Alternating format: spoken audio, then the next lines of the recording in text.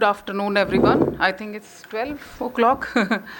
सो जब भरत भूषण जी ने मुझे इस समारोह में आने के लिए इनवाइट किया तो थोड़ा सा असमंजस था कि लॉयर्स के लिए आई नो संडे बहुत कीमती होता है, तो मन था कि हाँ करूँ या ना करूँ। तो अल्टीमेटली यस करना पड़ा। अंदर से एक आवाज़ आई कि इतना अच्छा मौका नहीं मिलेगा कि अपनी कम्युनिटी के इतने सारे लॉयर्स को एक साथ देखो, क्योंकि मैं लॉ डिपार्टमेंट में भी पढ़ा है तो I was the only teacher from this community, and I think Punjab and Haryana high court में भी I am the only female lawyer. If I am wrong you can correct me. So usually मतलब इस field में it's sorry to से it's a male dominated area, and there is a very less representation from women. So when बहुत सारी बातें चल रही थी इतिहास की, गौरवशाली इतिहास और तब मुझे विचार आया कि मैं आप सब लोगों के सामने अर्ज करूँगी कि इतिहास बहुत अच्छा रहा है, लेकिन थोड़ा सा फ्यूचर पे वुमेन रिप्रेजेंटेशन के बारे में भी सोचा जाए कि लड़कियां, महिलाएं इस प्रोफेशन में आए, इसको अडॉप्ट करें। एज ए लॉ प्रोफेसर मैं देखती थी कि मेरी क्लास में लड़कियां होती थी, लेकिन जब प्रैक्टिस की बात आती है, एक्टिव लिटिगेशन की बात आती है, तो वो लड़कियां कहीं नहीं दिखती। Even brightest students you can't see in the high court. So मेरी ये एक अर्ज है लड़कियों से, महिलाओं से स्पेशली, कि इस प्रोफेशन को अडॉप्ट करें। It's a very very honourable profession. And जो एक महिलाओं के बारे में धारणा बनी होती ना कि ये तो मैट्रिमोनियल केसेस ही करती हैं, ऑफिस भी ज्वाइन कर लेंगी तो एडजर्नमेंट ले लीजिए, सर अभी आ रहे हैं, ये आ रहे हैं, तो ये सब नहीं करना है। बहुत चैलेंजिंग है, बहुत ऑनरेबल प्रोफेशन है, इसमें आइए। और इतिहास गौरवशाली था, बट थोड़ा फ्यूचर के बारे में भी सोचिए कि हमारी अचीवमेंट्स बहुत कम रहेंगी अगर कोई महिला गुजर एडवोकेट जनरल नहीं बनेगी, महिला गुजर हाई कोर्ट जज नहीं बनेगी और chief justice of India. I wish in this August gathering मैं बैठे बैठे इमेजिनेशन कर रही थी, फैंटेसाइज कर रही थी कि नेक्स्ट हमारी जो कॉन्फ्रेंस हो उसमें 50% महिला वकील आए उसमें, और वो दिन भी दूर ना हो जब चीफ जस्टिस ऑफ इंडिया कम से कम वुमेन बने, क्योंकि हायर जुडिशरी में बहुत कम रिप्रेजेंटेशन है। और बहुत सारे फील्ड्स में तो सब जगह मैं देखती हूँ, पायलट्स भी हैं, डॉक्टर्स भी हैं, इंजीनियर्स भी हैं, you name any profession, our community is there. But sir higher judiciary में बहुत कम रिप्रेजेंटेशन है, and I want to see that. So एक बहुत छोटा सा शेयर करूँगी कि कितना डिफ़िकल्ट था जब मैंने ये प्रोफेशन ज्वाइन किया। तो एक तो कोई फॉर्मल ट्रेनिंग नहीं थी, ऑफिस नहीं था, तो मेरा पहला एक केस था 307 का, तो चार्ज पे बहस करनी थी। तो मैं एक छोटा सा बायस्ड बताती हूँ कि मैं गई, जज साहब बोले कि चार्ज पे है, 307 का चार्ज लगा दें। मैंने कहा सर बहस करनी है, डेट ले लो। मैंने कहा नहीं सर बहस करनी है। अच्छा तो अपने सीनियर को बुला लाओ। तो मैंने कहा सर मैं अपनी सीनियर खुद ही हूँ और मैं बहस करूँगी। तो उन्होंने ना मतलब बहुत देर तक मुझे ऐसे देखते रहे। मैंने कहा नहीं सर मैं बहस करूँगी। और मैंने एक्चुअली में जितने भी लॉयर्स यहाँ हैं दे कैन अप्रिशिएट कि 307 में चार्ज पे डिस्चार्ज नहीं होता। मैंने उस केस में बहस की क्योंकि मुझे पता था उसमें वो इंग्रेडिएंट्स नहीं मेड आउट होते। उन्हीं जज साहब को उसको डिस्चार्ज करना पड़ा। फिर जब वो इधर हाई कोर्ट में एलिवेट होके आए तो मैं by chance advocate general office में थी, तो एडिशनल एडवोकेट। तो फिर जब भी वो मतलब मुझे देखते थे तो उनको मतलब एक सेंस ऑफ रेस्पेक्ट कह लो, वॉट एवर। सो एनीवे काम जो है काम करिए, बट बहुत रेस्पेक्ट अर्न करना किसी भी प्रोफेशन में बहुत ज़रूरी। यही मेरा एक छोटा सा मैसेज था। I just want women representation in this profession, right. So coming to the changes, जैसे कि भारतीय न्याय संहिता, भारतीय नागरिक सुरक्षा संहिता और Bharatiya Sakshi Adhiniyam. And I must tell you that I have delivered more than 200 lectures on this. पिछले 2 सालों से यही काम चल रहा है। ये एनफोर्समेंट होने से पहले मैंने बहुत लेक्चर्स दिए हैं और एनफोर्समेंट देने होने के बाद। सो एक वो भी है एक आप लोगों के लिए offer, in case you want any clarification you can always have my number and clarify your doubts. So coming to that, there are 86 changes in CRPC, which is BNSS now, and 30 changes in BNS, Bharatiya Nyaya Sanhita, and 14 changes in Bharatiya Sakshi Adhiniyam. And Bharat Bhushan ji, कोई मुझे रोक देगा अगर मैं time limit extend कर जाऊं, क्योंकि वो एक तो हमारी कम्युनिटी की आदत होती है इनक्रोचमेंट की, और वो टाइम पे भी अतिक्रमण करते ही हैं। और दूसरा, मैं लॉयर भी हूँ, और एक अच्छे लॉयर की ये पहचान है, कहते हैं कि जब अपनी आवाज़ से प्यार हो जाए तो वो एक अच्छा लॉयर होता है। अपनी आवाज़ सुनता रहता है, उसे बोलता रहता है, बोलता रहता है।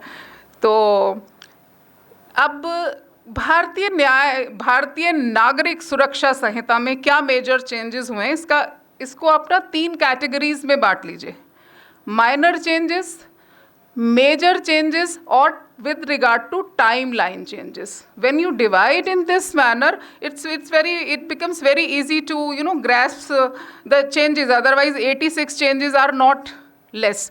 So coming to the first change, भारतीय नागरिक सुरक्षा संहिता, जो कि आपको पता होगा कि क्रिमिनल लॉ तो बेल से ही डील करता है, बेल बॉन्ड, बेल कराना, कभी भी बेल की डेफिनेशन इस एक्ट में नहीं थी।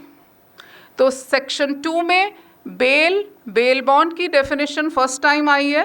And regarding the investigation, please see the explanation part. It says, because भारतीय न्याय संहिता में बहुत सारे ऑफेंसेस हम वो लेके आए हैं जो ऑलरेडी स्पेशल एक्ट्स में थे, तो उसमें इन्वेस्टिगेशन की एक्सप्लेनेशन में लिख दिया है कि in case there is a conflict between the special law and this, then special law would prevail with regard to the investigation, because in CRPC officer in charge was the main concern person and designation जो use हुआ है। और acts में sub inspector, DSP वगैरह वो भी investigation करते हैं। तो there are 2-3 minor changes. Then metropolitan magistrate अब नहीं है। जो मैजिस्ट्रेट्स हैं उनकी जो फाइन की पावर और सज़ा देने की वो एक्सटेंड कर दिए, तो that does not require any change. I will be discussing the major facelift of BNSS. The first major facelift is community service. Community service is as a punishment, as a form of 6th punishment in the BNS, but who can order that?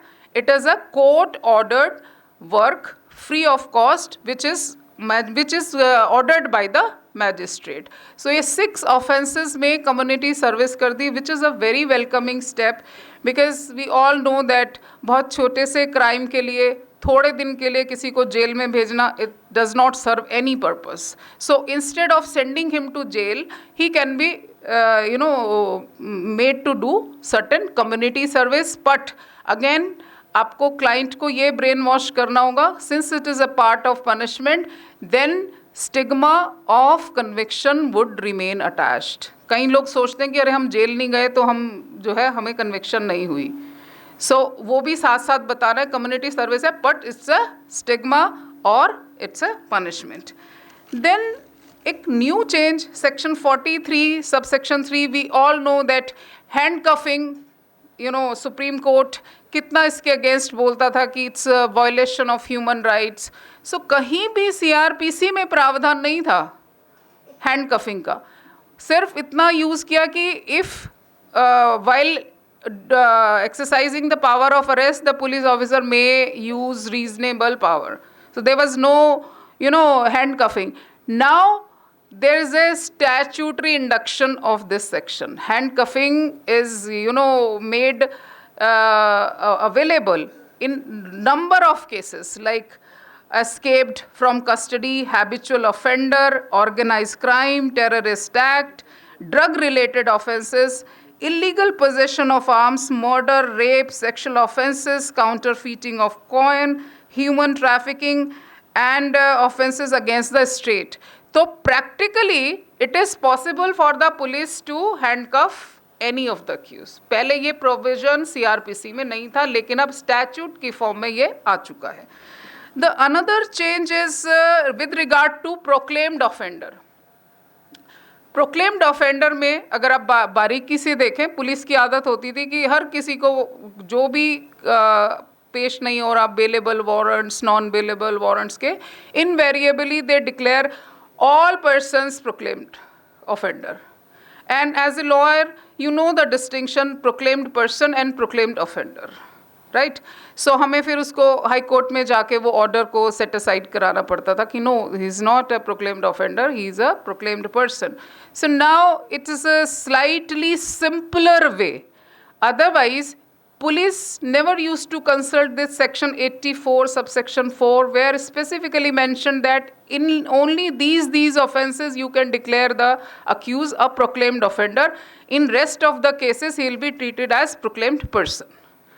So you must be thinking, the non-legal persons, ke what is the fuss about it, because it's a great stigma attached to the accused right. So now only below 10 years and 10 years above. So they have removed all the section. Now they say 10 years above punishment may you can declare accused a proclaimed offender. Not only that, what is the consequences of that? Their newly introduced concept has come up, trial in absentia, which is a very welcoming step. Trial in absentia मतलब आप लोगों को जैसे experience होगा कि accuse 4-5 accuse हैं, 4 लोग पकड़े गए, एक भागा हुआ है, वो नहीं आ रहा, तो बाद 4 लोगों का चलान दे दिया.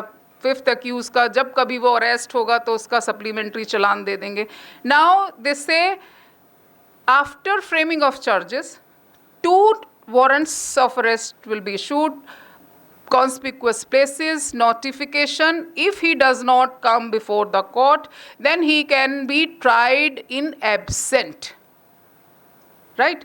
But उसको लीगल एड या उसको लॉयर का रिप्रेजेंटेशन जरूर दिया जाएगा. अब इसका लीगल कॉन्सिक्वेंस क्या होगा, क्या फ़ायदा होगा उसको, कोर्ट को या और किसी लोगों को, कि in case he wants to file appeal, he has to come physically before the court, only then his appeal can be accepted. And if he does not come within 3 years, appeal file कर ली, appeal admit होगी high court में, 10-12 साल बाद जब वो कभी acquittal होता था तो जो एब्सकॉन्डर होते थे वो भी आने शुरू हो जाते थे कि हाँ शायद इसी ऑर्डर को हम पे भी अप्लाई कर दिया जाएगा और हम भी एक्विट हो जाएंगे. So if that person who is tried in absentia does not come physically before the court to file appeal, and he 3 years period has been lapsed, then he cannot file appeal at all. This is the very good way out to tackle the absconders. And then property can also be forfeited at the same time. Police has been given ample power to forfeit the proceeds of crime as well, and forfeit this property of absconder. Now coming to the inclusive approach of the audio, video और digital evidence. So police का काम बहुत आसान हो गया है, आसान कह लो या डिफ़िकल्ट हो गया, दोनों ही कह सकते हैं, क्योंकि as per section 105 they need to make video of all the search and seizure. तो अब जो वो पहले प्लांट हो जाता था, ये कहानी चलती थी ना, मुखबिर खास ने इत्तला दी, वो आ रहा था, ये हुआ, दबे दबे पाँव से चलने लगा, फिर ये निकला वो निकला, वो जो एक सीन उनका इमेजिनेशन वाला था वो ख़त्म हो गया. अब now they need to videograph all the thing, and there is a e-Sakshya app which they need to install. It works when they are not in this Wi-Fi zone. It works for 2 hours, and they need to upload this and it immediately send it to the magistrate. वो requirement. This is like I think जो abuse of power होता था उसको curtail करने में थोड़ी सी मदद मिलेगी. Then important is victim को जो एक प्राथमिकता फर्स्ट टाइम BNSS में दी गई है. CRPC को जब मैं लॉ में पढ़ाती थी तो मैं कहती थी it is accused oriented. At every stage we talk about accused के ये राइट्स होते हैं, right from arrest, pre arrest right, post arrest right, and उसको हैंड कफिंग नहीं होगी, उसको ये होगा वो होगा. Now first time in the Bharatiya Nagarik Samhita victim को बहुत तवज्जो दी गई है right from the beginning. How? जो आपका सेक्शन 154 था FIR का, दैट इज़ 173 नाउ. चलान जिसमें हम पेश करते थे 173 इज़ FIR. क्या क्या चेंजेस हुए हैं Zero FIR, you must have read what is zero FIR, no territorial jurisdiction etc. WhatsApp के थ्रू ऑनलाइन भी आप FIR दर्ज कर सकते हो, provided the you have to disclose your identity within 3 days. If you do not disclose your identity, then police officer can disregard this message, WhatsApp message or online message. The next beautiful thing is this FIR section always start with informant. Informant may be victim, informant may not be victim. So it's see the wisdom of our legislature. They have rightly used this word informant. So informant is to be given copy of FIR free of cost, we all know, but it is mandatory now that victim should also be given copy of the FIR free of cost. And we all know that once the accused is bailed out, police has no time bound manner के कब तफ्तीश खत्म होएगी, क्या progress हो रही है. First time there is a provision that victim is to be informed by the police of progress of investigation.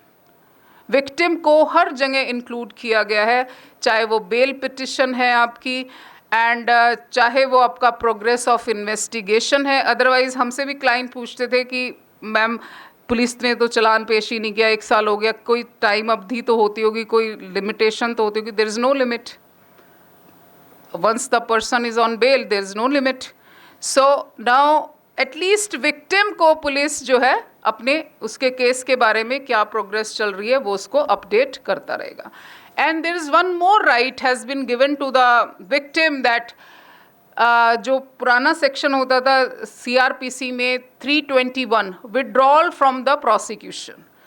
अब माना ये जाता है कि क्राइम जो है वो स्टेट के खिलाफ है, स्टेट और अक्यूज. विक्टिम को क्या उसमें कि अगर स्टेट चाहे तो अब केस वापस भी ले सकती है, we all know. But what about the victim? First time the victim को कंसर्न इसमें दिया गया है कि अगर स्टेट जो है केस को वापस लेना चाहती है, विड्रॉल फ्रॉम प्रोसिक्यूशन कर रहे, then mandatory presence of the victim should be there. In his or her absence no decision can be taken. So there are various welcoming steps are there which actually justify this new name भारतीय नागरिक सुरक्षा संहिता.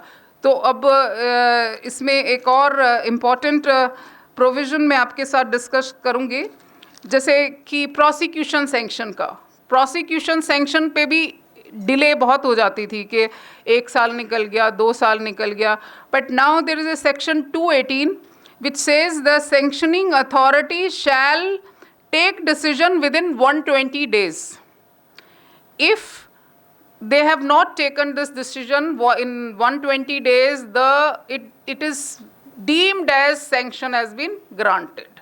So there are various provisions which are there to एक effort किया गया है कि criminal trial delay ना हो. जैसे कहते हैं ना जस्टिस डिले जस्टिस डिनाइड, तो एक कोशिश की गई है कि डिले ना हो. जैसे विटनेस नहीं आ रहा कोर्ट में तो it will be presumed that he is not available and prosecution can always make an application that I want to close the evidence. And if witness is getting threats from the accused, then he can be examined online also. But the state has been directed to draft certain witness safety schemes, rules, etc. So there are various provisions and discussion is endless. मैं तो पढ़ाती जाऊँगी क्योंकि teacher हूँ. So at times one more important section is there. हमेशा जो CRPC में कभी भी जेल अथॉरिटीज़ की कोई रिस्पॉन्सिबिलिटी नहीं थी, उनको कभी भी कोई ड्यूटी या कोई रोल असाइन नहीं किया गया था.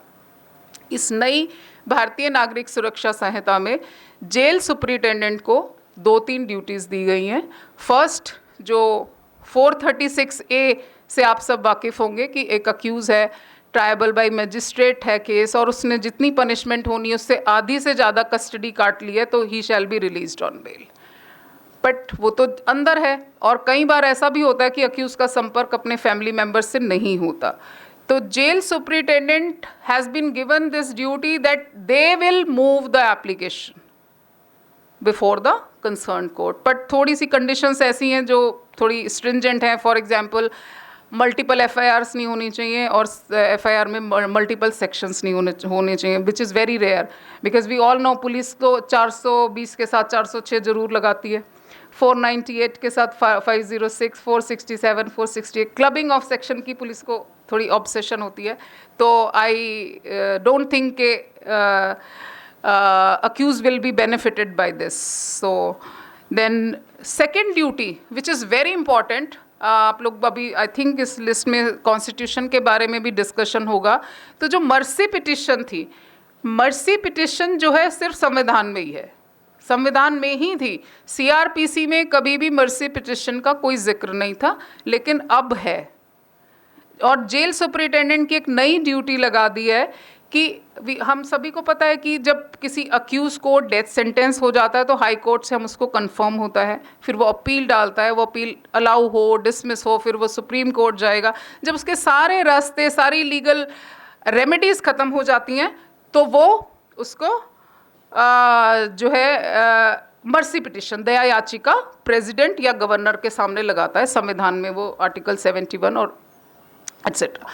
Now there is one provision that jail superintendent, the moment his this legal remedies have exhausted, 30 days के अंदर उनको inform करेगा, you have a right to move mercy petition before the president or governor, and if there are various accused and few of them want to file and few of them refused, then he will notify all the names before the concerned state.